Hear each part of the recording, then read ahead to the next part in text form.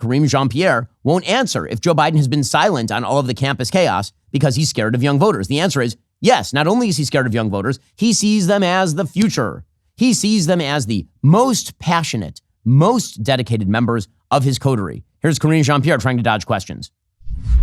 I'll speak more broadly. I can't speak to youth and support and voters. That's not something I can do from here. The president has taken a lot of policy actions here that he knows that young people care about. And a lot of those actions are popular with those young folks, whether it's giving a little bit of breathing room with student debt relief. We made an announcement today, matter of fact, and we are going to continue to do that because we think it's important as families or as an American and you coming out of college and you want to build a family, buy a home, you have the opportunity to do that and not be crushed by student debt. The president understands how important it is to deal with that issue. Climate change, something that young people really, truly care about. One of the crises that the president said he came into having to deal with was the climate change crisis. As the president has taken aggressive What is this vacuous cretin babbling about? Look, I can't speak to youth voters or their support. What we're going to do is continue to take actions that we believe helps all Americans and all communities. Okay, what you're actually going to do is avoid all questions as to why you keep patting radical protesters who are doing violent things and taking over buildings while you're patting them on the head.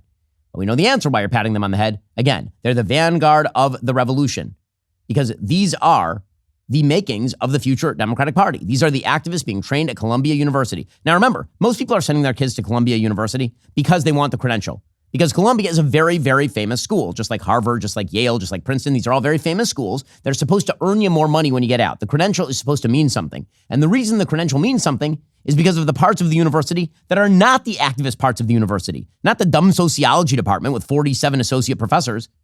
The reason Columbia is a famous university is because of, say, its physics department.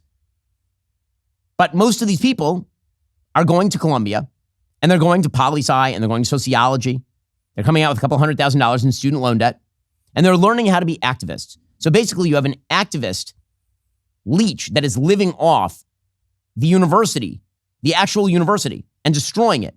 So what have these universities become? They're basically now Hannibal Lecter. They are wearing around the face of the university, but it's been completely hollowed out and turned into a radical activist center. And it has nothing to do, by the way, with Gaza or with Hamas or with any of these people. Hamas is just a great way of showing how loyal you are to the cause, as we've discussed before. If you can pick literally the worst example of a group in the world, meaning a group that clearly its own suffering is its fault. Hamas's suffering is its fault. The suffering of people in Gaza is Hamas's fault. If you can somehow blame the Jews or blame Israel or blame the West or blame the United States, man, that is showing fealty to a really stupid cause. It's all part of an intersectional coalition to tear down the entire system. We all spend way too much time on our phones. The scary part is your phone carrier is collecting data on whatever you are doing. Companies have admitted to it. They say it so they can better understand your interests. But what they really want to do is sell your activity to advertisers. You know, like the sites you visited, what you've been up to online. The more they get on you, the bigger their paycheck becomes. That's why I use ExpressVPN. ExpressVPN is an app that prevents your phone carrier from being able to see the sites you visit and sell it off to third parties. All it takes is one button tap. Your network data is encrypted and rerouted through ExpressVPN's secure servers for ultimate privacy. ExpressVPN shields your web browsing and protects all your network data, so you can stay private even when you're using your favorite apps. Whether you're an iPhone, Android, or tablet user, ExpressVPN works on all your devices. The best part is one subscription can be used on up to 5 devices at the same exact time. Stop letting companies invade your privacy. Visit expressvpn.com/Ben Shapiro Show to get the same VPN I use. Use my link to get 3 extra months free at expressvpn.com/Ben Shapiro Show. Again, that's expressvpn.com/Ben Shapiro Show. expressvpn.com/Ben Shapiro Show. Which, by the way, the New York Times is now reporting. Jeremy Peters today, quote, talked to student protesters across the country, and their outrage is clear. They've been galvanized by the scale of death and destruction in Gaza. They will risk arrest to fight for the Palestinian cause. For many, the issues are closer to home. At the same time, much bigger and broader. In their eyes, the Gaza conflict is a struggle for justice linked to issues that seem far afield. They say they are motivated by policing, mistreatment of indigenous people, discrimination toward Black Americans, and the impact of global warming. In interviews with dozens of students across the country over the last week, they described to a striking degree the broad prism through which they see the Gaza conflict, which helps explain their urgency and recalcitrance. So, again, it has nothing to do with Gaza, it has nothing to do with Israel. That is just the stand-in for a broad panoply of anti-Western causes. And again, the left is getting behind this. In that Columbia University video that we played just a few moments ago, you can see students who are marching with UAW posters. That would be like the United Auto Workers. What the hell do the United Auto Workers have to do with anything?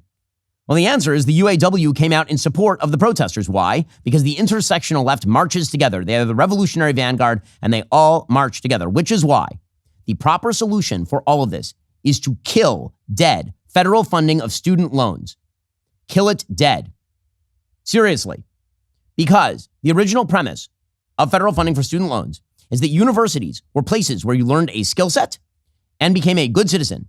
And now a huge number of departments no longer produce a skill set and are producing the opposite of good citizens. People who believe in virtue. They're producing good little radical activists who wear Abercrombie keffiyehs while pushing around Jews. And the answer there is just remove the funding. And that's what Congress actually should do. What Congress actually should do today is they should say the minor in West Virginia has no interest in subsidizing the student loans of a gender studies major at Columbia. This doesn't mean people wouldn't go to college, by the way. You know what it would mean? It would mean privatization of student loans. You know why that would be good? That would create an actual incentive structure for people to think before they take on hundreds of thousands of dollars in debt to major in something dumb. So, to take an example, when I went to school, I took federal student loans for poli-sci at UCLA. Why? Because they were there. They were available, just like anyone else. Then I got to Harvard Law School, and the vast majority of my loans were loans that were payable to a private source. Why? Because private sources were perfectly willing to give me a loan to major in law at Harvard Law because my income trajectory was really, really good. And so they knew they'd get the money back. One of the weird things about an education loan is there's no collateral. That's why the federal government keeps stepping in to subsidize these dumb student loans, which means that when you default, it's the taxpayer who pays. But the reality is most of these degrees are a waste of time. Most of them are a waste of money. They're a subsidization scheme for activist training centers at Columbia and Brown and Princeton and all the rest of these places.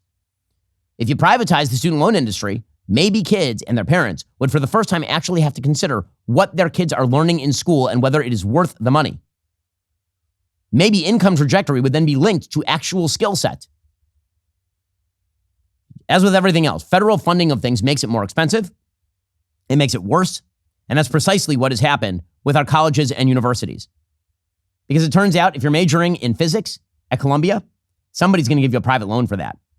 Because you have a pretty good job trajectory. If you're majoring in gender studies, ain't nobody going to give you a private loan for that. Because that is not a good job trajectory. And that makes more sense. Because you should be responsible for your decision making when it comes to how you go to college and what subject you choose to major in. It should not be the federal government deciding to subsidize all of its favorite activist trainers at these major universities. That's what Republicans should be doing in Congress. Are you tired of the lies and the twist of the mainstream media talking points? Yeah, me too. Join me in my newest series, Fact, where I dismantle and bring truth to this tiring mainstream agenda.